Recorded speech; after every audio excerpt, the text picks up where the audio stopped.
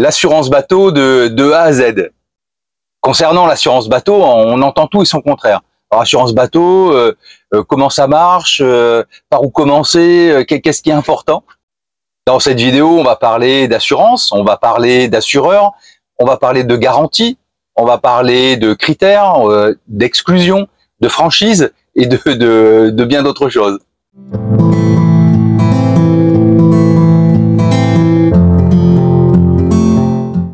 Bienvenue sur Ikigai Voyage, la chaîne où on parle voile, de voyage et de changement de vie. On a pris la décision de partir, on a acheté un bateau, on l'a préparé, on est prêt à partir. Et là se pose une question, c'est la question de l'assurance. Qu'est-ce qu'on fait? On assure le bateau, on l'assure pas? Si on l'assure, pourquoi? Et qu'est-ce qu'on va assurer? Et vers quel assureur on va se tourner? Et là s'offre à nous un champ infini de possibles incompréhensibles, très chers, et qui ne vont pas forcément couvrir toutes les caractéristiques de notre voyage. Ou pire, qui vont couvrir le risque, globalement, mais pas dans mon cas particulier. Et là, je paye pour un service, c'est-à-dire la couverture d'un risque, un risque pour lequel je pense être couvert, et vis-à-vis duquel je suis sans aucune protection. On entend parfois ta meilleure assurance, c'est ton ancre, ta ligne de mouillage, l'état de ton bateau, tes compétences. Alors c'est vrai, je suis à 100% d'accord avec ça, mais une fois qu'on a dit ça, qu'est-ce qu'on fait? Et je compte que là-dessus, et du coup je m'assure pas du tout, même pas en RC, en responsabilité civile. Par contre, si je veux aller dans un port, j'aurai l'obligation d'avoir une responsabilité civile, ou bien est-ce que je prends un contrat d'assurance avec des garanties beaucoup plus étendues. On a un bateau copain qu'on avait rencontré à Cariacou, dans les Grenadines, et quelques mois après, le bateau s'est échoué aux îles Vierges britanniques. C'était un catamaran, coque complètement éventrée, le bateau a coulé, complètement irrécupérable. Enfin, je dis irrécupérable. On peut toujours récupérer un bateau, mais là, entre le coût de la remise à flot, le coût des réparations, on est sur des choses qui sont complètement exorbitantes et qui dépassent même parfois le prix de l'achat d'un nouveau bateau. Le bateau était assuré à minima, c'est-à-dire en responsabilité civile. Responsabilité civile, ce sont les dommages que je cause à autrui, mais pas les dommages causés à son propre bateau. Et là, pour le coup, on va se retrouver dans une situation financière qui est extrêmement compliquée. Alors le bateau copain a fait un choix qui a été de taper dans les économies, l'épargne retraite. Alors moi je juge pas, je vous demande aussi de pas juger, mais je me pose la question, est-ce que dans la même situation j'aurais fait ce choix? Personnellement j'aurais pas fait ce choix. Et encore une fois, je juge pas le choix qu'ils ont fait. C'est le meilleur choix que eux ont fait pour eux dans leur analyse. Maintenant, si je me dis, j'aurais pas fait ce choix, qu'est-ce que j'aurais mis en place pour anticiper finalement ce type de situation? Ce que je vous propose, c'est avant d'attaquer, nous, notre point de vue d'assuré, à nous, c'est de voir un peu le point de vue de l'assureur, même si c'est pas hyper sympa, mais quel est le point de vue de l'assureur? De faire la différence entre un assureur et un courtier. L'assureur, c'est celui qui va vous assurer. Le courtier, c'est celui qui va vous trouver le contrat d'assurance qui vous correspond, qui correspond le mieux à vos besoins auprès d'un assureur. Bon, faut savoir aussi que les assureurs sont eux-mêmes réassurés. L'assureur, lui, c'est pas un philanthrope. Il n'est pas là pour perdre de l'argent. Il n'est pas là non plus pour assurer une mission de service public, c'est-à-dire de pas gagner d'argent avec son service. Il est là pour gagner de l'argent. Il va assurer un risque, ça veut dire que pour lui, il faut que le risque soit minimum. C'est-à-dire que il faut qu'il y ait un minimum d'argent qui sorte de sa comptabilité. Et la contrepartie aussi de ça, c'est que les contrats vont évoluer au fil du temps. C'est-à-dire que quelque chose qui n'était pas risqué à un moment donné, si ça le devient, il va y avoir des modifications au niveau des contrats, au niveau des garanties, au niveau des franchises, au niveau des tarifs. Il va évaluer un risque dans un contexte qui est un peu particulier, c'est qu'en France, Il n'y a pas besoin d'avoir un permis ou d'avoir une certification particulière pour acheter, et puis pour acheter un bateau et pour partir en bateau. Il n'y a pas non plus, il y a une liberté aussi d'aménager le bateau à partir du moment où on ne touche pas à la structure fondamentale du bateau. Si je transpose cette situation à terre, c'est comme si j'étais assureur, que je devais assurer quelqu'un, un conducteur routier, qui n'a pas de permis de conduire et qui est potentiellement un adepte du tuning. Donc l'évaluation du risque, elle n'est pas forcément évidente. J'aurais du mal à faire pleurer dans les chaumières sur sur les assureurs, c'est pas mon objectif non plus. Mais du coup, lui, pour évaluer son risque, sur quoi il va s'appuyer? Alors actuellement, il s'appuie beaucoup sur l'expérience de celui qui est à l'origine de la demande d'assurance. Alors là encore, il n'y a pas forcément de document officiel, mais c'est basé sur la confiance. Maintenant, tous les justificatifs qui vous permettent de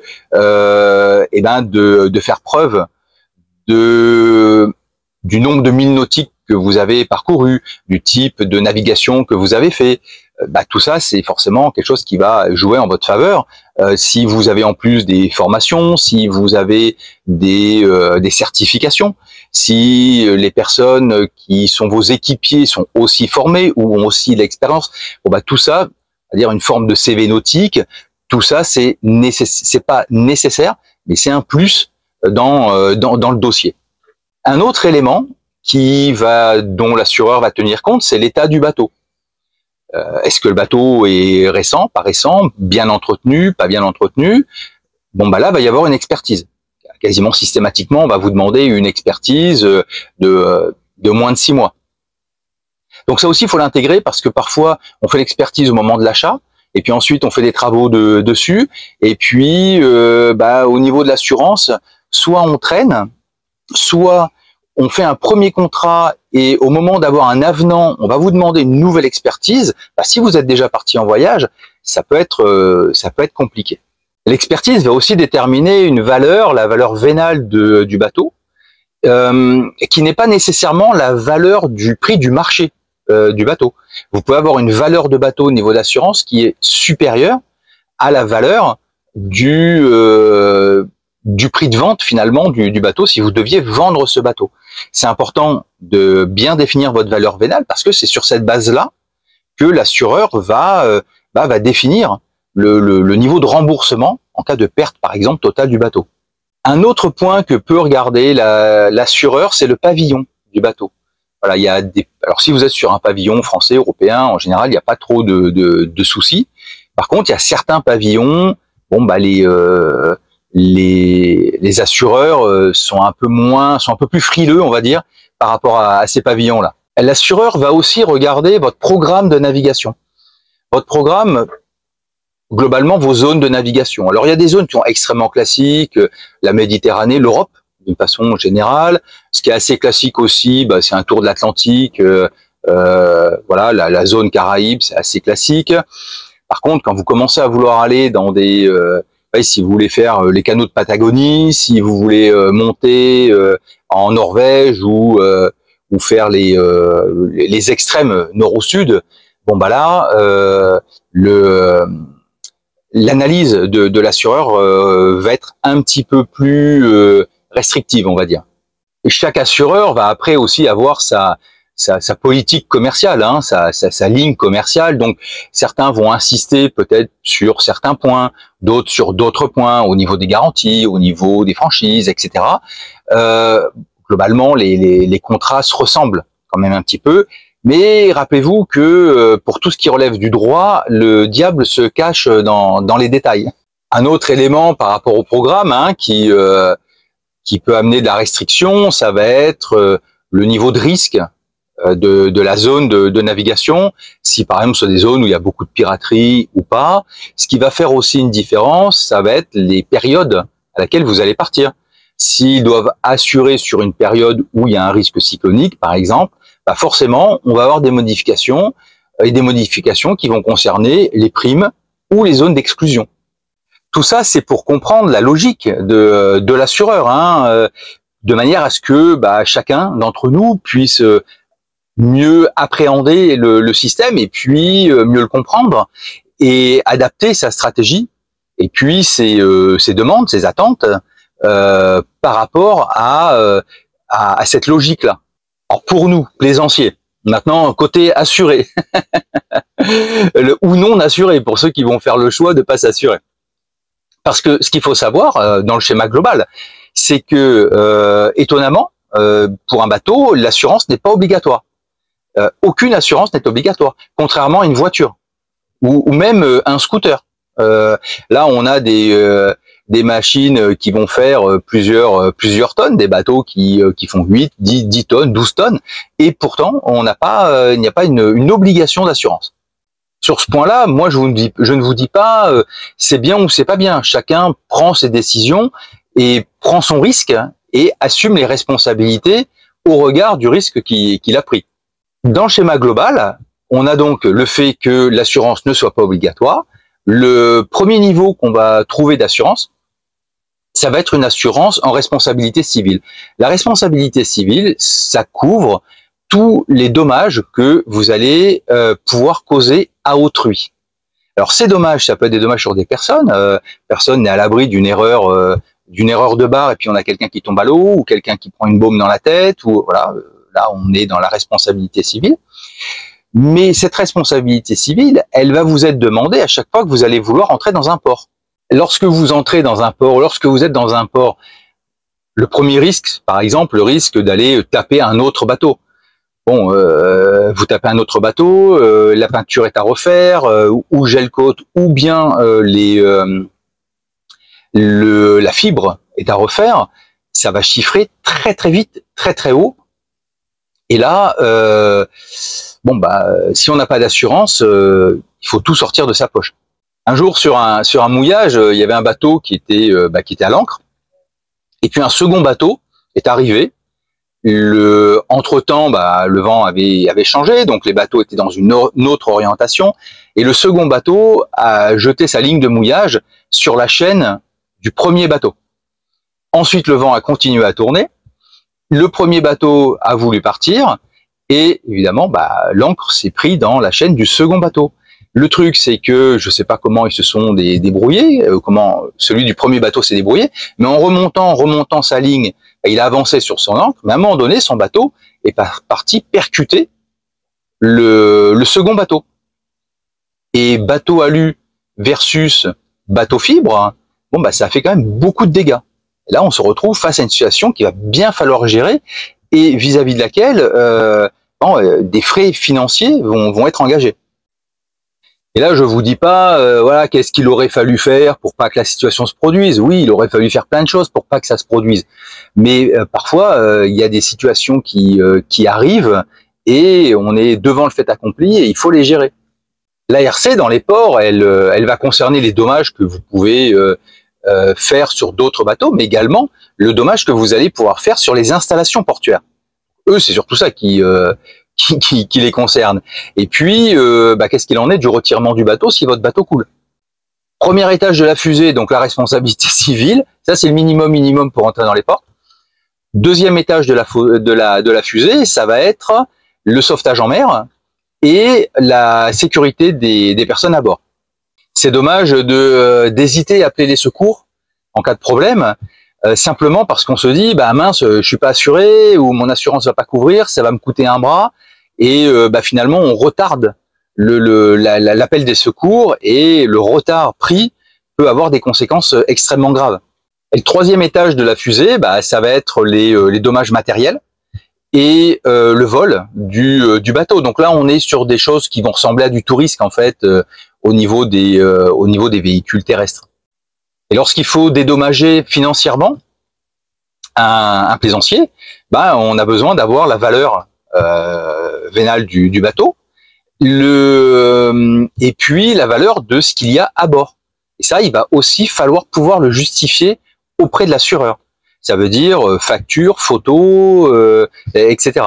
Et pour toutes les garanties complémentaires, perte, avarie, dommages subis par le bateau, l'assistance individuelle en cas d'accident, les frais de santé, les frais de recherche en mer, tout ce qui va concerner les équipements, les effets personnels. Là, il va bien falloir lire entre les lignes. Ou je dirais plutôt, il va falloir bien lire entre les lignes. Vous allez avoir tout un tas de conditions. Alors oui, on va vous rembourser la totalité du bateau, mais il faut que le bateau ait moins de 5 ans. Oui, on va vous rembourser ceci, mais il faut pas être à plus de temps de distance d'un abri. Oui, on va vous dépêcher un mécano sur place qui va venir vous dépanner en mer, mais c'est simplement les premières heures de travail qui vont être pris en charge. Du coup, là, il y a tellement d'assureurs, tellement de garanties, tellement d'exceptions qu'il faut vraiment bien lire entre les lignes et bien poser des questions. Nous, ce que nous faisons sur Ikigai, alors c'est pas forcément la panacée, hein, mais lorsqu'on a une offre au niveau de l'assureur, on va imaginer tout un tas de scénarios possibles. Ah oui, mais là je suis en train de naviguer, bing, je talonne. Ah oui, je suis dans le port, le bateau du voisin prend feu et mon bateau coule. Oui, je suis au mouillage, la bouée lâche, qu'est-ce qui se passe? Vous voyez, l'idée c'est d'imaginer toutes les circonstances, mais sur des cas concrets. L'autre élément que l'on fait sur Ikigai, et on pose la question évidemment à l'assureur.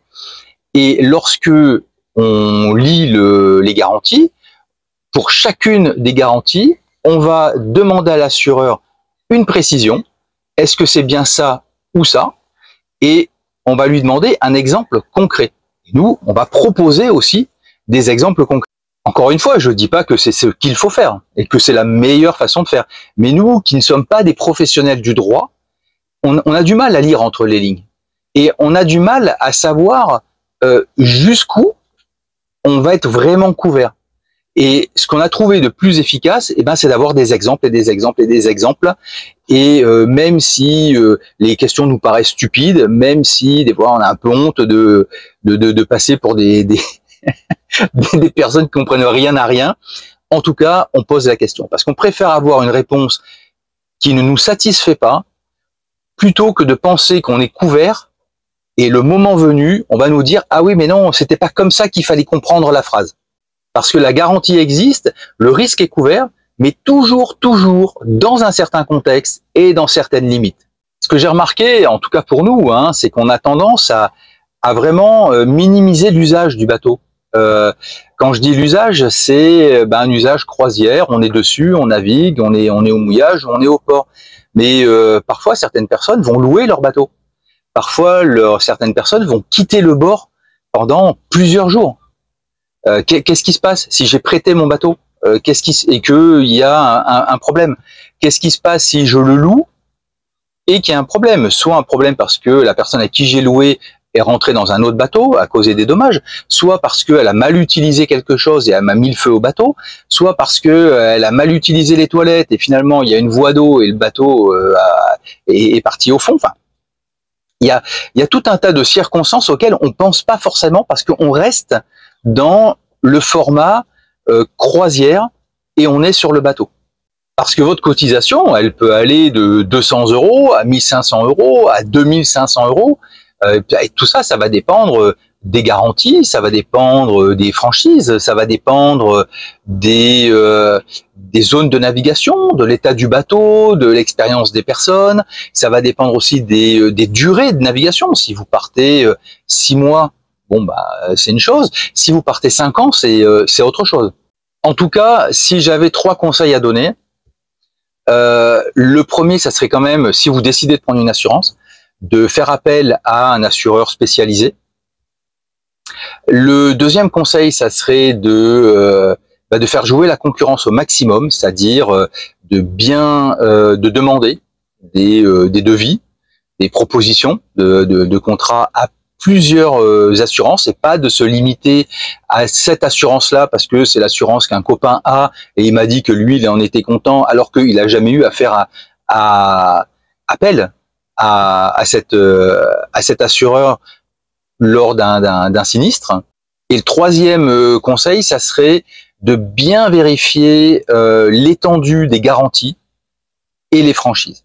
Si vous optez pour le fait de ne pas avoir d'assurance et que vous voyagez à l'étranger, rappelez-vous que tous les pays n'ont pas les mêmes politiques par rapport à ça, et il se peut que vous soyez dans un pays où l'assurance est obligatoire. Si vous décidez d'avoir une assurance, la première chose que vous allez devoir faire, ça va être d'identifier vos besoins. Alors, est-ce que, par exemple, vous avez besoin d'avoir, si vous êtes le skipper et que vous êtes la seule personne à vraiment bien savoir naviguer à bord, que vous avez des enfants, est-ce que vous avez besoin d'avoir dans vos garanties, si vous n'êtes plus en aptitude de naviguer, un skipper qui vient et qui vous ramène le bateau à votre port d'attache?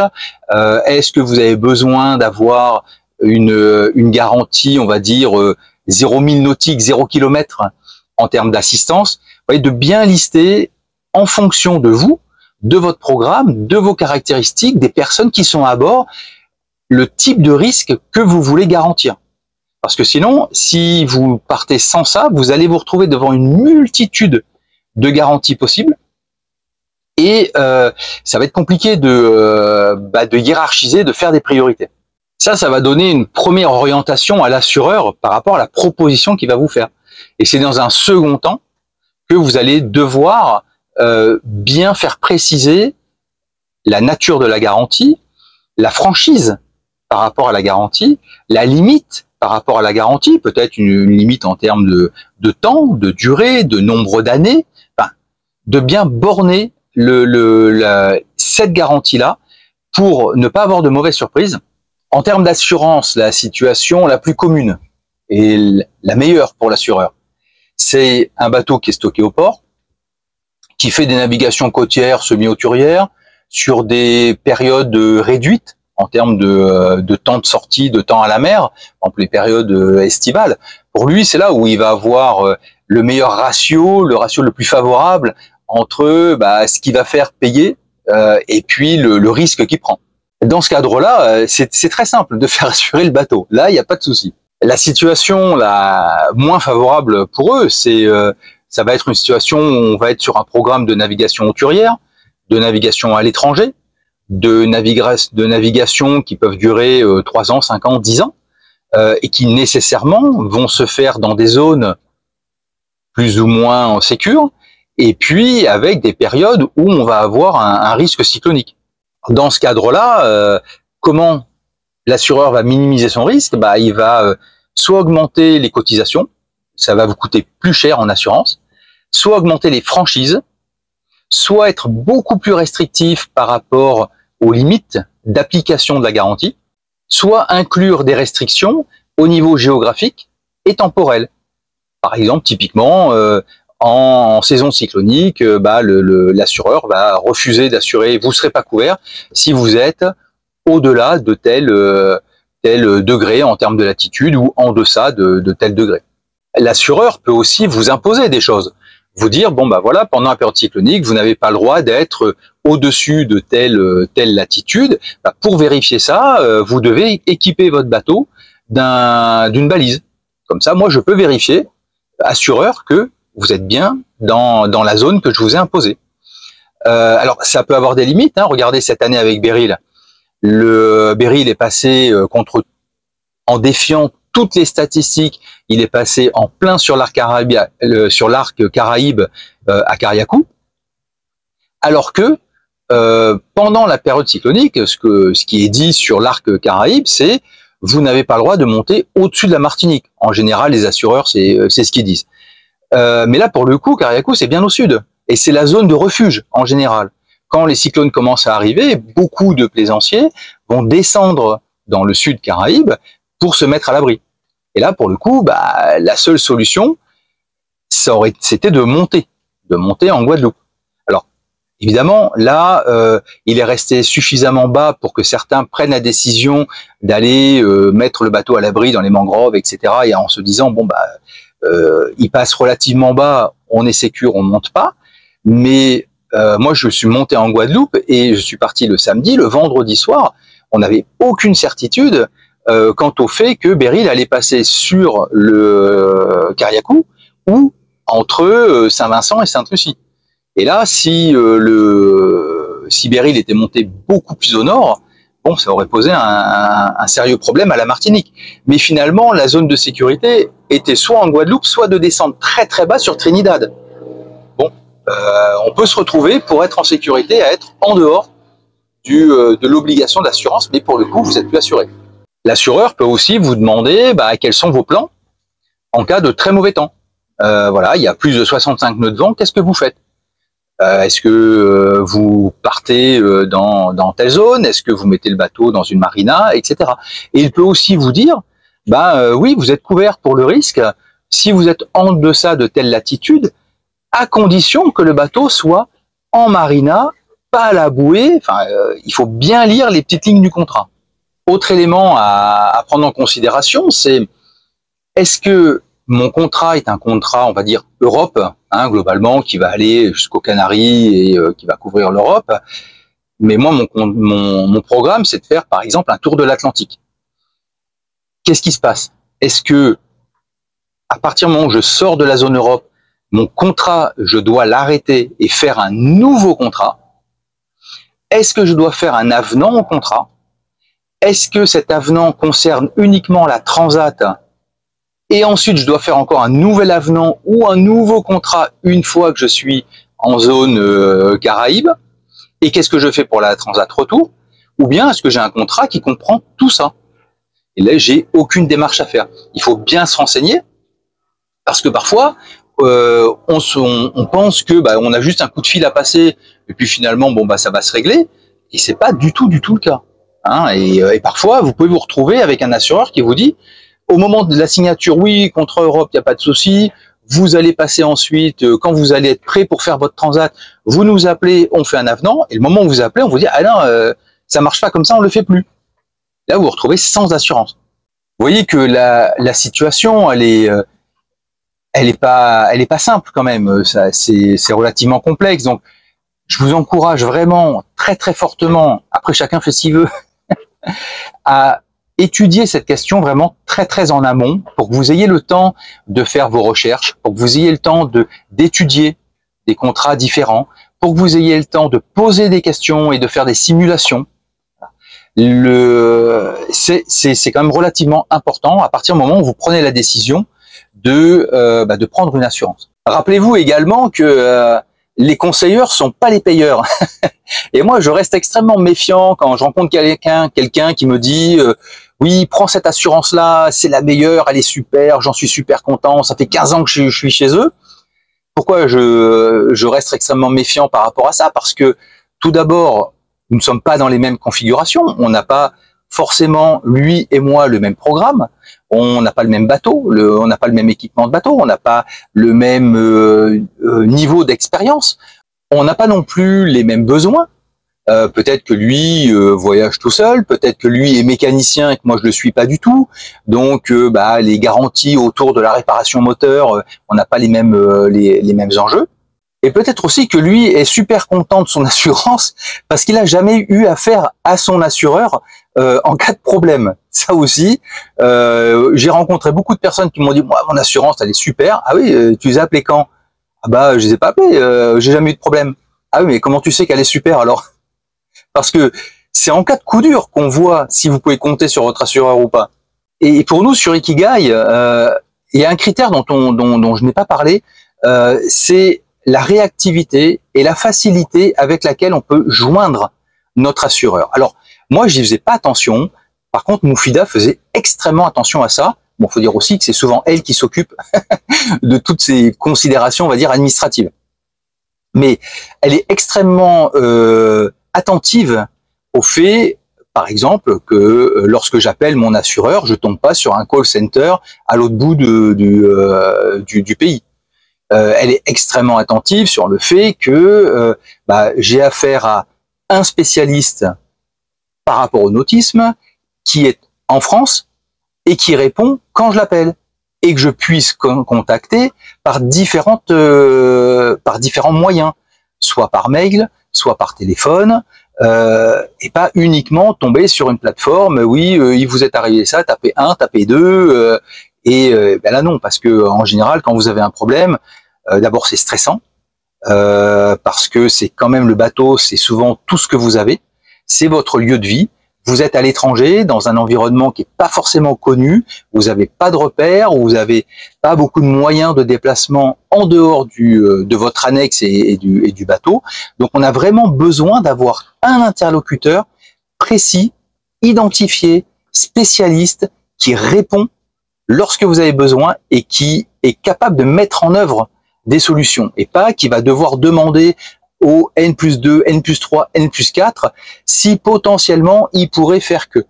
L'objectif de la vidéo, c'est déjà de permettre à chacun d'avoir une vue d'ensemble, une compréhension d'ensemble du système, une perception globale du système assurantiel.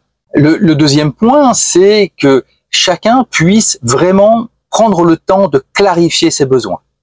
De quoi j'ai besoin par rapport à mon programme, par rapport à mes caractéristiques personnelles, par rapport à mon bateau, voilà, de prendre le temps de bien clarifier ses besoins. Parce que ça vous permet d'avoir une demande claire. Et lorsque vous avez une demande claire, vous avez une réponse claire. Vous aurez une réponse claire, pas forcément immédiatement compréhensible.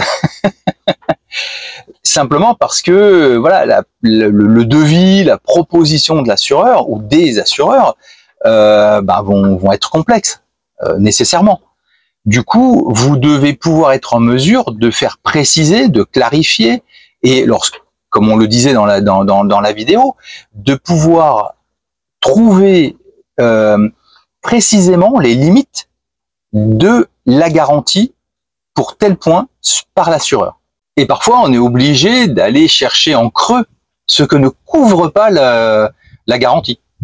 En tout cas, pour nous, sur Ikigai, ce qui nous semble vraiment important, c'est de s'y prendre suffisamment tôt, de faire jouer la concurrence et de bien faire exprimer les limites des garanties.